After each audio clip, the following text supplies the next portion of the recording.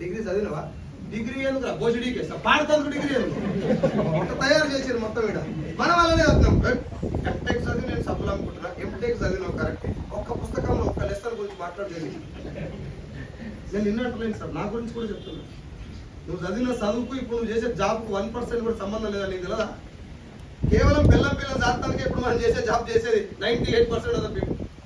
మనకున్న గోల్స్ కి మనం చదివిన చదువుకు మనం చేసే ప్రొఫెషన్ సంబంధం లేదు. కారణం ఏంటంటే ఇలాంటి ఒక ఇండస్ట్రీ బయట ఉందని తెలియదు. నాట్ ఓన్లీ దిస్, ఇంకా చాలా ఉన్నాయి బయట. జాబుల్లోకి దగ్గర చంపుతాడు కంపెనీ ఓనర్. నేను ఎట్లా చేస్తానంటే ఇది తప్పని ఇంకోటి ఏం చేయలేము. సంవత్సరానికి ఒకసారి 2000 ఇంక్రిమెంట్ ఇస్తే నీ ఫ్యామిలీ మొత్తం సీట్లు పంచుకోవాలి. ఇంటికి 2000 పోయిన నెలకు ఈ నెలకు నా చెక్కు ₹1,00,000 ఇంక్రీజ్ అయ్యింది. ఏంటి పంచుకోవాలి సీట్లు మరి?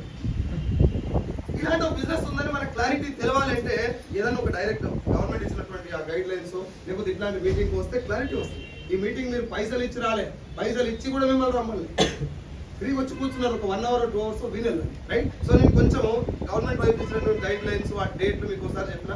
మళ్ళీ డౌట్ ఉంటే గూగుల్లోకి వెళ్ళండి. Direct selling guide lines, direct selling history, Wikipedia, encyclopaedia, నీకు నచ్చిన పీడియాలు చెక్ చేసుకోండి, రైట్? కొంచెం మన భాషలో డైరెక్ట్ సెల్లింగ్ కాన్సెప్ట్ అర్థం చేసుకున్నాం. మీ ఇంట్లో సోప్ ఉందా లేదా? స్నానం చేసుకోలే మాట్లాడండి.